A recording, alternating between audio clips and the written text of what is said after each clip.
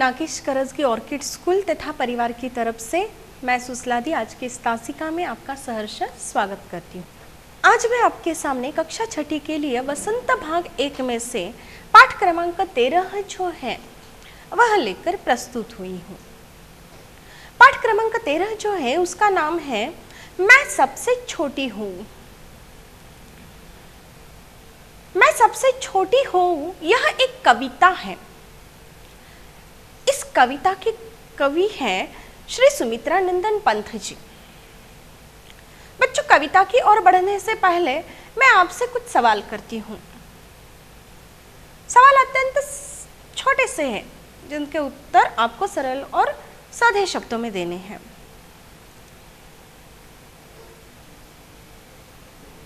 हम जब अपने माता पिता के साथ होते हैं तो हम काफी सुरक्षित महसूस करते हैं और काफी आनंदित होते हैं। जब हम छोटे होते हैं तो हमें ऐसे लगता है कि माता पिता हमारा बहुत ख्याल रखते हैं, हमसे बहुत स्नेह करते हैं, प्रेम करते हैं।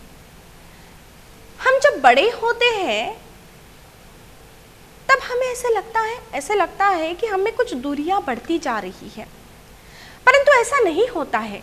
जब हम छोटे होते हैं तभी भी अपने माता पिता हमसे उतना ही प्रेम करते हैं, उतना ही स्नेह करते हैं, और जब हम बड़े होते हैं तभी भी हमारे माता पिता जो है वह हमसे उतना ही स्नेह करते हैं, उतना ही प्यार करते हैं वह हमसे। बच्चों, कभी कभी आपको लगता है ऐसा कि आपको कभी बड़ा ही नहीं होना है? लगता है? जी हाँ, लगता है आपको ऐसा। क्यों ऐसा लगता है कि आपको कभी बड़ा नहीं होना है, आपको छोटा ही रहना है?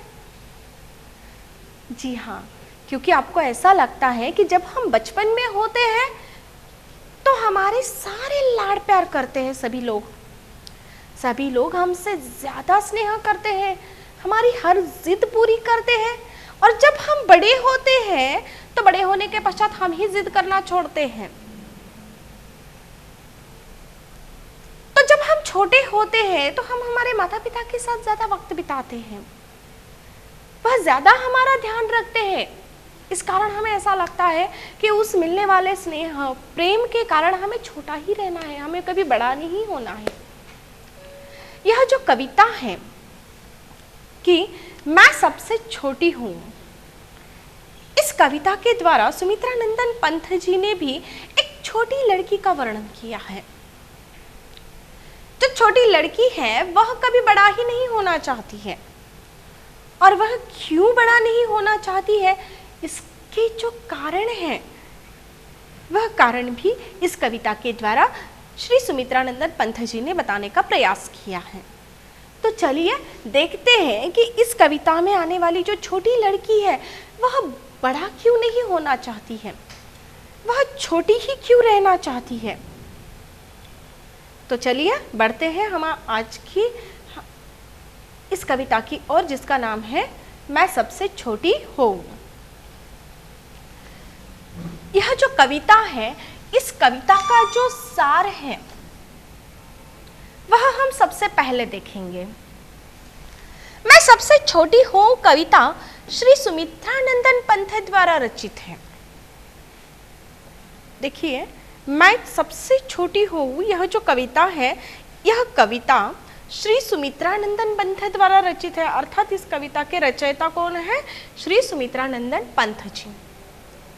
यह कविता एक बालगीत है। यह कविता क्या है? एक बालगीत है। बालगीत अर्थात जो छोटे बच्चों का गीत होता है ना बच्चों, उसे बालगीत कहा जाता है। तो यह जो कविता है वह क्या है? एक बाल गीत है, अर्थात छोटे बच्चों का गीत है, छोटे बच्चों का गान है। इस कविता में एक बालिका घर की सबसे छोटी संतान बनी रहना चाहती है। इस कविता के द्वारा सुमित्रानंदन पंत जी ने क्या किया है? एक छोटी सी बालिका का वर्णन किया है, और वह छोटी जो बालिका है वह क्या करना चाहती है? बड़ी ही नहीं होना चाहती है। क्यों बड़ी नहीं होना चाहती? क्योंकि वह बालिका यह चाहती है, या उस बालिका की इच्छा यह है कि वह क्या करना चाहती है? घर में सबसे छोटी बनकर रहना चाहती है, उसे कभी बड़ी ही नहीं होना है, उसे सबसे छोटी संतान बनकर घर में रहना है। और उसे ऐसा क्यों करना है? उसे ऐसा इसलिए करना है क्योंकि अगर वह सबसे छोटी संतान बनकर रहती है तो उससे क्या होगा कि उसकी जो माँ है, जिससे क्या होगा, उसे अपनी माँ का प्यार बहुत समय तक मिलेगा। अर्थात इस बच्ची की कल्पना यह है, या यह बच्ची ऐसा चाहती है, या उसकी इच्छा यह है कि जब तक वह छोटी है तब तक उसकी माँ का उसे बहुत प्यार मिलेगा, और जब वह बड़ी होगी तो उसकी माँ उससे प्यार नहीं करेगी, ऐसी सोच उसकी है। और यह बच्ची अपनी माँ का प्यार बहुत समय तक पाना चाहती है, और वह प्यार उसे बहुत समय तक या ज्यादा समय तक मिले, इसीलिए वह क्या करना चाहती है? घर में सबसे छोटी संतान बनकर रहना चाहती है। बच्चों के लिए माँ का प्यार अनमोल होता है। बच्चों के लिए माँ का प्यार क्या होता है? अनमोल होता है। क्यों अनमोल होता है बच्चों, बता सकते हो आप? क्योंकि हमें सबसे करीब कौन होती है? हमारी माँ होती है। सबसे करीबी हमारी कौन होती है? हमारी माँ होती है। तो जितना हम अपनी माँ के करीब होते हैं, जितना हम अपनी माँ से घुल मिल जाते हैं, उससे सारी बातें हम बताते हैं, उतना हम किसी से घुल मिल नहीं सकते हैं या घुल मिल नहीं पाते हैं। इसीलिए वह जो बालिका है वह अपनी माँ के करीब रहना चाहती है, और इसीलिए सुमित्रानंदन पंत जी कहते हैं कि बच्चों के लिए माँ का प्यार जो है वह अनमोल है। बच्चों के लिए माँ का प्यार क्या है? अनमोल है। उस प्यार की बराबरी कोई नहीं कर सकता है। उस प्यार की बराबरी कोई नहीं कर सकता है। वह प्यार अनमोल है, जिसका मोल कोई नहीं, ऐसा अनमोल है वह प्यार। तो वह बालिका सबसे छोटी रहकर माँ की गोद में सोना चाहती है। बालिका क्या करना चाहती है? कि अपनी माँ की गोद में सोना चाहती है। देखिए बालिका की इच्छाएं क्या है, वह क्या चाहती है, यह भी लेखक ने यहाँ पर बताया है कि एक बालिका जो है वह क्या करना चाहती है कि अपनी माँ की गोद में सोना चाहती है। अपनी माँ का आंचल पकड़कर वह माँ के साथ रहना चाहती है। माँ का आंचल पकड़कर वह क्या करना चाहती है? माँ के साथ रहना चाहती है। वह बालिका बड़ी होकर माँ से अलग नहीं होना चाहती। जो छोटी बालिका है वह बड़ी होकर क्या करना नहीं चाहती है? अपनी माँ से अलग नहीं होना चाहती है। छोटी होकर वह अपने माँ का आंचल पकड़कर माँ के साथ ही रहना चाहती है। वह बड़ी होकर माँ से अलग नहीं होना चाहती है।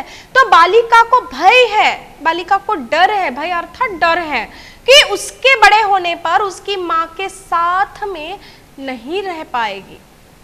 बालिका को भय है कि उसके बड़े होने पर उसकी माँ साथ में नहीं रहेगी। अर्थात बालिका को यह डर है, वह डरती है इस बात से कि वह बड़ी हो जाएगी तो वह उसकी माँ से अलग हो जाएगी, उसकी माँ के साथ नहीं रह पाएगी। और इसी डर के कारण बालिका बड़ी नहीं होना चाहती है। वह क्या होना चाहती है? छोटी ही रहना चाहती है। छोटी बालिका रहने पर माँ स्वयं अपने हाथों से धूल साफ करती है। अब देखिए यह जो छोटी बालिका है वह जब छोटी थी तो छोटी होने के कारण उसकी जो माँ है वह माँ क्या करती थी? स्वयं ही क्या करती थी? अपने हाथों से उसकी धूल साफ किया करती थी। हाथ मुंह धुलाती थी उस बालिका के, और बालिका को अपने हाथों से वह खाना भी खिलाती थी। बालिका को वह क्या करती थी? अपने हाथों से खाना खिलाती थी। अब देखिए माँ बालिका का कितना ख्याल रखती थी। वह छोटी होने के कारण माँ स्वयं अपने हाथों से धूल साफ करती थी, हाथ मुंह धुलाती थी, बालिका को स्वयं अपने हाथों से खाना खिलाती थी। बड़े हो जाने पर माँ ऐसा कुछ भी नहीं करेगी, क्योंकि बड़े हो जाने पर हम हमारे काम खुद कर सकते हैं। बड़े होने पर हम क्या कर सकते हैं, अपने काम खुद ही कर सकते हैं। तो बड़े होने पर यह सारे कार्य माँ करेगी क्या? नहीं करेगी। खेलने के लिए खिलौने नहीं देगी, नहीं वह क्या करेगी, परियों की कहानियां सुनाएगी, क्योंकि बालिका बड़ी होगी तो इन सारी बातों की जरूरत ही नहीं होगी। इसीलिए बालिका बड़ी होकर अपनी माँ का प्यार खोना नहीं चाहती है। इसीलिए बालिका बड़ी होकर अपनी माँ का प्यार नहीं खोना चाहती है। उसे ऐसा लगता है कि वह छोटी होगी तो माँ उसे खिलौने देंगी, परियों की कहानियां सुनेंगी, परंतु वह बड़ी हो जाएगी तो ऐसा माँ कुछ नहीं करेगी। इसलिए बालिका बड़ी होकर अपनी माँ का प्यार खोना नहीं चाहती है। वह अपनी माँ के आंचल में स्वयं को निर्भय एवं सुरक्षित महसूस करती है। जैसे कि मैंने आपको पहले बता दिया था कि बच्चा जो होता है या जो बालक होते हैं, बालक हो बालिकाएं हो, वह अपने माता पिता के साथ खुद को काफी सुरक्षित महसूस करते हैं। ठीक उसी प्रकार यह बालिका अपने माँ के आंचल में स्वयं को क्या करती है, निर्भय, निर्भय अर्थात जो कि हमें किसी का डर नहीं है। अगर हमें किसी का डर नहीं होता है तो उसे क्या कहा जाता है, निर्भय कहा जाता है। तो बालिका क्या कहती है कि वह अपनी माँ के साथ खुद को सुरक्षित महसूस करती है, और सुरक्षित महसूस करती है, वह खुद को निर्भय महसूस करती है। उसे माँ के साथ होने के कारण कोई डर नहीं रहता है, कोई भय नहीं रहता है। तो देखिए, यह था अपनी कविता का सार। तो आज हम क्या करते हैं, कविता का जो काव्यांश है वह देखते हैं। काव्यांश देखने के पश्चात मैं आपको उस काव्यांश का स्पष्टीकरण बता दूंगी, ठीक है। तो सबसे पहले मैं आपको यह जो काव्यांश है वह काव्यांश क्या करती हूँ, पढ़कर सुनाती हूँ। बच्चों ध्यान से सुनिए, और आशा करती हूँ कि आप लोगों ने अपनी पाठ्य पुस्तक अपने साथ ली होगी, पेंसिल अपने साथ ली होगी, ताकि काव्यांश पढ़ने के पश्चात जो भी कठिन शब्दार्थ आएंगे वह मैं बताऊंगी, तो आपको उसको पेंसिल से रेखांकित करके उनके अर्थ लिखने हैं, ठीक है। तो सबसे पहले मैं क्या करती हूँ, यह जो काव्यांश है वह मैं पढ़ती हूँ, तो आपको क्या करना है, उसे अपनी पाठ्य पुस्तक में उंगली रखकर देखना है ध्यान से। तो चलिए काव्यांश देखते हैं। मैं सबसे छोटी हूँ, तेरी गोदी में सोऊं, तेरा आंचल पकड़ पकड़ कर फिरूं सदा माँ तेरे साथ, कभी न छोड़ू तेरा हाथ, बड़ा बनकर पहले हमको तो पीछे चलती है मात, हाथ पकड़ फिर सदा हमारे साथ नहीं फिरती दिन रात। बच्चों यह जो काव्यांश है वह मैं पुनः एक बार दोहराती हूँ, ध्यान से सुनिए, उंगली रखकर अपनी पाठ्य पुस्तक में देखिए, ताकि आपको सारे शब्द समझ में आएंगे कि मैं जो पढ़ रही हूँ वो आप सही से देख रहे हैं कि नहीं। काव्यांश। मैं सबसे छोटी हूँ, तेरी गोदी में सोऊं, तेरा आंचल पकड़ पकड़ कर फिरूं सदा माँ तेरे साथ, कभी न छोड़ू तेरा हाथ, बड़ा बनकर पहले हमको तो पीछे चलती है मात, हाथ पकड़ फिर सदा हमारे साथ नहीं फिरती दिन रात। यह जो काव्यांश है, इस काव्यांश में आए हुए जो कठिन शब्दार्थ है वह इस प्रकार से है, जिसे पेंसिल से अधोरेखांकित करके उसके अर्थ लिख लीजिए बच्चों।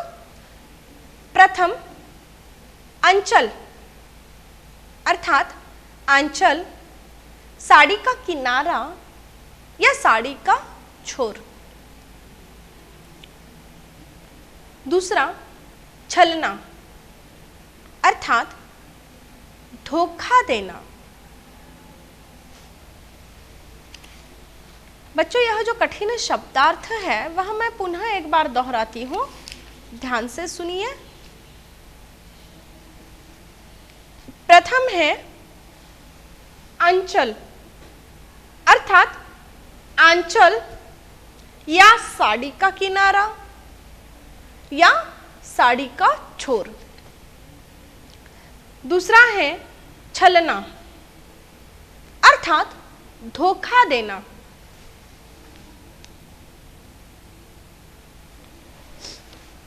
अब यह जो काव्यांश है इसका संदर्भ हम देखेंगे बच्चों, जबकि यह जो काव्यांश है, जो प्रस्तुत पंक्तियां हैं, वह हमारी पाठ्यपुस्तक वसंत भाग 1 में संकलित मैं सबसे छोटी हूं इस कविता से ली गई है। यह कविता एक बालगीत है। इसके रचयिता श्री सुमित्रानंदन पंत जी हैं। तो देखिए बच्चों, इस कविता के कोई भी काव्यांश आए या कोई भी पंक्तियां आए तो उसके लिए संदर्भ केवल यही रहेगा। मैं पुनः एक बार यह संदर्भ दोहराती हूं, ध्यान से सुनिए। प्रस्तुत पंक्तियां हमारी पाठ्यपुस्तक वसंत भाग 1 में संकलित मैं सबसे छोटी हूं कविता से ली गई है। यह कविता एक बालगीत है। इसके रचयिता श्री सुमित्रानंदन पंत जी हैं। अब देखिए, मैंने जो काव्यांश अभी पढ़ा है उस काव्यांश में क्या प्रसंग चित्रित किया गया है या किस प्रसंग का वर्णन किया गया है वह भी जानना आवश्यक है। तो सुनिए, यह जो काव्यांश है, इस प्रस्तुत पंक्तियों में जो बालिका है वह बालिका अपनी मां से सबसे छोटी संतान होने की इच्छा प्रकट करती है। प्रस्तुत पंक्तियों में बालिका क्या करती है? अपनी मां से सबसे छोटी संतान होने की इच्छा प्रकट करती है, जिससे वह अपनी मां के साथ अधिक से अधिक समय रह सके। यह जो बालिका है वह अपनी मां के साथ अधिक से अधिक समय रहना चाहती है, अधिक से अधिक समय वह अपनी मां के साथ बिताना चाहती है। इसीलिए वह अपनी इच्छा प्रकट करती है अपने मां से कि वह सबसे छोटी संतान होना चाहती है। देखिए, प्रसंग मैं पुनः एक बार दोहराती हूँ, ध्यान से सुनिए कि प्रस्तुत जो पंक्तियां हैं, इन पंक्तियों में जो बालिका है वह अपनी मां से क्या करना चाहती है? सबसे छोटी संतान होने की इच्छा प्रकट करती है और वह सबसे छोटी ही रहना चाहती है, जिसके कारण वह अपनी मां के साथ क्या कर सके? अधिक से अधिक समय रह सके या अपनी मां के साथ अधिक से अधिक समय बिता सके। अब यह जो स्पष्टीकरण है इन काव्यांशों का, देखिए वह इस प्रकार से है, अर्थात व्याख्या है कि प्रस्तुत जो पंक्तियां हैं, इन प्रस्तुत पंक्तियों में कवि कहना चाहते हैं या कवि कहता है कि यह जो बालिका है वह अपनी मां से छोटी ही रहने के लिए कहती है। यह बालिका यह चाहती है कि वह अपनी मां की गोद में सो जाए, वह अपनी मां की गोद में सोना चाहती है और इसके साथ ही साथ वह अपनी मां का जो आंचल है वह आंचल पकड़कर उसके आगे पीछे घूमना चाहती है। बालिका जो है वह अपनी मां का हाथ कभी भी नहीं छोड़ना चाहती है। देखिए, प्रस्तुत जो पंक्तियां हैं, इन पंक्तियों में कवि कहना चाहता है, कवि जो है वह बालिका की जो इच्छाएं हैं या बालिका की जो इच्छा है वह बताते हुए कहता है कि यह बालिका अपनी मां से क्या कहती है? वह अपनी मां से छोटी ही रहने के लिए कहती है, उसे बड़ा नहीं होना है ऐसा वह कहती है। और वह ऐसा क्यों चाहती है? क्योंकि वह चाहती है कि वह उसकी मां की गोद में सोए। जब बालिका बड़ी हो जाएगी तो वह अपनी मां की गोद में सो पाएगी क्या? नहीं। जिस प्रकार से बचपन में हम अपनी मां की गोद में सोते हैं, उसके पास रहते हैं, उस प्रकार से बड़े होने के बाद हम सो पाएंगे क्या? नहीं। इसलिए वह बालिका क्या चाहती है? छोटा ही रहना चाहती है और छोटी रहकर वह क्या करना चाहती है? अपनी मां के गोद में सोना चाहती है। अपनी मां का जो आंचल है वह आंचल पकड़कर वह उसके आगे पीछे घूमना चाहती है, अर्थात वह सदा अपनी मां के साथ रहना चाहती है और सदा वह अपनी मां के साथ रहकर उससे अलग नहीं रहना चाहती है। बालिका अपनी मां का हाथ कभी भी छोड़ना नहीं चाहती है, बस सदा अपनी मां का हाथ पकड़कर चलना चाहती है, सदा अपनी मां का हाथ पकड़कर रहना चाहती है। कवि सुमित्रानंदन पंत जी आगे चलकर यह कहते हैं कि जो बालिका है उस बालिका को एक भय है, भय अर्थात डर है। तो वह डर है कि उसकी माँ उससे बड़ा कहकर उसके साथ छल करेगी। बालिका को भय है कि उसकी माँ उससे बड़ा कहकर उसके साथ छल करेगी, अर्थात बालिका बड़ा होने के पश्चात अपने माँ से जो होने वाला विरह है, जो वियोग है, वह सह नहीं पा सकती है या सहना नहीं चाहती है। वह वियोग उस बालिका को नहीं चाहिए। तो बालिका कहती है कि दिन रात वह माँ जो है वह उसका ध्यान नहीं रखेगी। कब नहीं रखेगी? जब बालिका बड़ी हो जाएगी। बालिका क्या कहती है कि वह दिन रात माँ उसका जो ध्यान रखती है, वह ध्यान बालिका बड़ी होने के पश्चात उसकी माँ नहीं रखेगी। इसीलिए बालिका भय के कारण सदा छोटी ही बनी रहना चाहती है, वह बड़ी बनना ही नहीं चाहती है। तो देखिए कवि सुमित्रानंदन पंत जी जो है वह इन प्रस्तुत पंक्तियों द्वारा क्या कहना चाहते हैं कि वह यह बताना चाहते हैं कि जो बालिका है वह अपनी माँ से छोटी ही रहने के लिए कहती है, वह बड़ी नहीं होना चाहती है। अर्थात बालिका की इच्छा क्या है कि सदैव वह छोटी बनी रहे। जो बालिका है वह चाहती है कि वह अपनी माँ की गोद में सोए। बालिका कहाँ सोना चाहती है? अपनी माँ की गोद में सोना चाहती है। साथ ही साथ वह माँ का आंचल पकड़कर उसके आगे पीछे घूमना चाहती है। बालिका अपनी माँ का हाथ कभी नहीं छोड़ना चाहती है। और बालिका के मन में एक डर है, एक भय है कि उसकी माँ उसे बड़ा कहकर उसके साथ छल करेगी। वह कहती है कि मुझे बड़ा मानकर मेरा हाथ पकड़कर नहीं रहोगी। तुम ऐसा सोचोगी माँ कि मैं अब बड़ी हो गई तो मेरा हाथ पकड़कर चलने की जरूरत नहीं है, ऐसा माँ सोचेगी। यह डर बालिका के मन में है। दिन रात माँ उसका ध्यान नहीं रखेगी, यह डर बालिका के मन में है। और बालिका इसी डर के कारण, इसी भय के कारण सदा छोटी ही बना रहना चाहती है, वह बड़ी नहीं बनना चाहती है। इस काव्यांश का जो विशेष है वह इस प्रकार से है कि सरल और सहज शब्दों का प्रयोग हुआ है। बालिका द्वारा बाल मन का स्वाभाविक चित्रण किया गया है। इस काव्यांश का विशेष क्या है कि सरल और सहज शब्दों का प्रयोग हुआ है। अर्थात यह काव्यांश अगर हम ऐसे ही पढ़ लेंगे तो उनका अर्थ हमें समझ में आ जाएगा। कोई कठिन शब्दों का प्रयोग यहाँ पर नहीं किया गया है। इस काव्यांश के लिए जो भी शब्दों का प्रयोग किया गया है वह शब्द सरल और सहज है, जो हम बोलचाल में हमारे आ जाते हैं। दूसरा विशेष यह है कि जो बालिका है, इस बालिका के द्वारा कवि श्री सुमित्रानंदन पंत जी ने क्या किया है, जो बाल मन होता है, अर्थात जो बच्चे होते हैं उनका मन किस प्रकार से होता है, उनके मन में क्या विचार आ सकते हैं, उनके मन में कौन से भय होते हैं, इन सबका स्वाभाविक चित्रण उन्होंने क्या किया है, इस काव्यांश के द्वारा किया है। अर्थात इस काव्यांश के विशेष क्या है?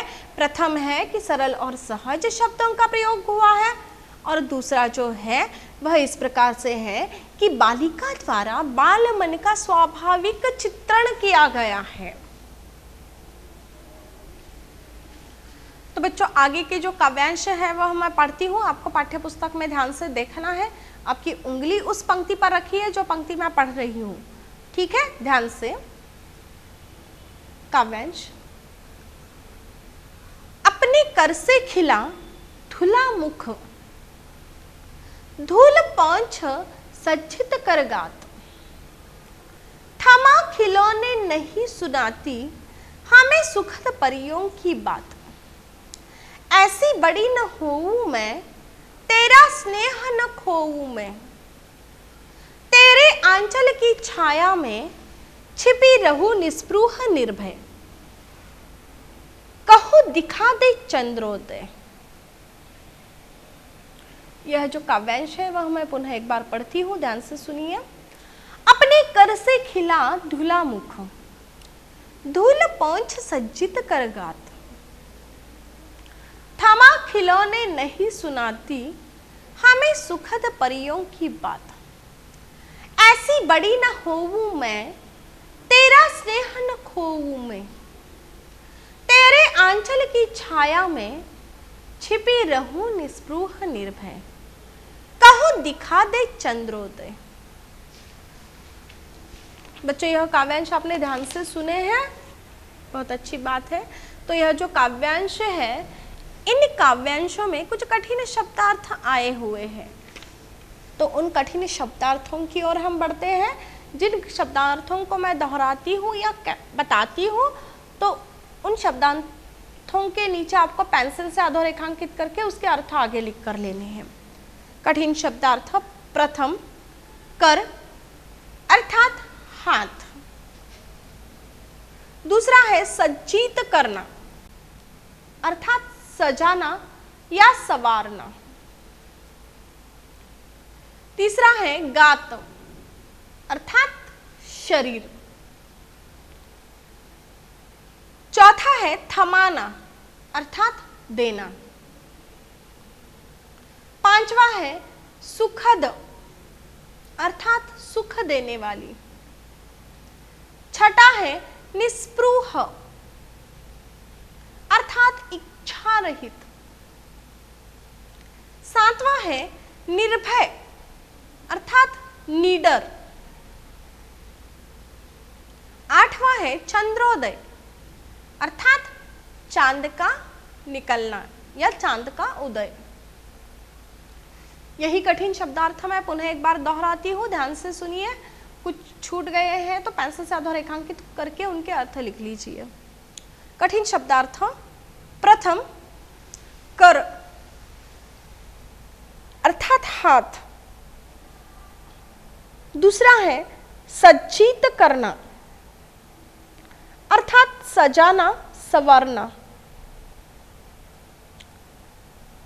तीसरा है गात अर्थात शरीर। चौथा है थमाना अर्थात देना। पांचवा है सुखद अर्थात सुख देने वाली। छठा है निस्पृह अर्थात इच्छा रहित। सातवां है निर्भय अर्थात निडर। आठवां है चंद्रोदय अर्थात चांद का निकलना। तो बच्चों, यह जो काव्यांश है, इस काव्यांश के लिए जो संदर्भ होगा वह पूर्ववत होगा, जैसे कि मैंने पहले बताया। और एक बार मैं बताती हूँ संदर्भ क्या आएगा। संदर्भ यह आएगा कि प्रस्तुत पंक्तियां हमारी पाठ्य पुस्तक वसंत भाग 1 में संकलित मैं सबसे छोटी हूँ कविता से ली गई है। यह कविता एक बाल गीत है। इसके रचयिता श्री सुमित्रानंदन पंत जी हैं। यह संदर्भ इस काव्यांश के लिए आएगा। अब जो प्रसंग है इस काव्यांश में वह अलग है। जो अभी काव्यांश पढ़े हमने, उस काव्यांश में कौन से प्रसंग का वर्णन किया गया है वह हमें क्या करना है, प्रसंग में लिखना है। जैसे कि यह जो काव्यांश है उसके लिए प्रसंग आएगा, प्रस्तुत पंक्तियों में बच्चों के बड़े होने पर मां के व्यवहार में आए परिवर्तनों का वर्णन किया गया है। पुनः एक बार सुनिए। प्रसंग, प्रस्तुत पंक्तियों में बच्चों के बड़े होने पर मां के व्यवहार में आए परिवर्तनों का वर्णन किया गया है। अर्थात यहाँ प्रसंग इस प्रकार से है बच्चों कि जो बच्चे बड़े हो जाते हैं तो उनके बड़े होने पर उनकी जो माँ है उस माँ के व्यवहार में परिवर्तन होता है। जिस प्रकार से आप छोटे होते हो तो उस प्रकार माँ का बर्ताव अलग होता है। जैसे कि हमने पहले देखा कि माँ क्या करती है, वह मुंह हाथ धोती है, आपकी धूल साफ करती है, आपका पूरा ख्याल रखती है, परंतु बड़े होने पर उसमें काफी बदलाव आ जाता है। और इसी बदलाव का वर्णन इस संदर्भ में या इस प्रस्तुत पंक्तियों में किया गया है। इसका स्पष्टीकरण इस प्रकार से है कि प्रस्तुत पंक्तियों में कवि जो है उन्होंने अपने माँ के व्यवहार में आए हुए परिवर्तन के विषय में बताया है। और यह बताते हुए उन्होंने कहा है कि जो बालिका है उस बालिका का कहना है कि मेरे बड़े होने पर मेरी माँ मुझे स्वयं नहला धुला कर तैयार नहीं करेगी, क्योंकि मैं बड़ी हो गई तो मुझे स्वयं ही नहाना है और मुझे स्वयं ही तैयार होना है। माँ यह कार्य नहीं करेगी जब मैं बड़ी हो जाऊंगी तो। माँ ने मुझे अपने हाथों से भोजन भी नहीं कराएगी। माँ जिस प्रकार से छोटी होने के बाद मुझे खाना खिलाती थी, उस प्रकार से वह मुझे अभी भोजन नहीं कराएगी। मेरे हाथों में माँ खिलौने पकड़ाकर अलग नहीं कर देगी। तो देखिए, जो बालिका है वह कहती है कि पहले जिस प्रकार से माँ उसे परियों की कहानियां सुनाती थी, परियों की जो मनमोहक कहानियां हैं वह सुनाती थी, वह अब नहीं सुनाएगी। बालिका छोटी रहकर अपनी माँ की गोद में सोना चाहती है। बालिका माँ के आंचल में अपने आप को पूर्णतः सुरक्षित महसूस करती है और बालिका की इच्छा है कि वह सदैव अपने माँ का आंचल पकड़कर अपने माँ के आंचल के साथ खेलती रहे। अपनी माँ से चंद्र उदय दिखाने की जिद यह जो बालिका है वह करती है। यह जो काव्यांश है इसमें आए हुए विशेष इस प्रकार से है कि कवि ने इन पंक्तियों में कुछ तत्सम शब्दों का प्रयोग किया है। जैसे कि वह तत्सम शब्द इस प्रकार से है: सुसज्जित, निर्भय, निस्पृह आदि। तो आज हमारी यह कविता जो है मैं सबसे छोटी हूँ वह यही समाप्त होती है। धन्यवाद एवं शुभ दिन।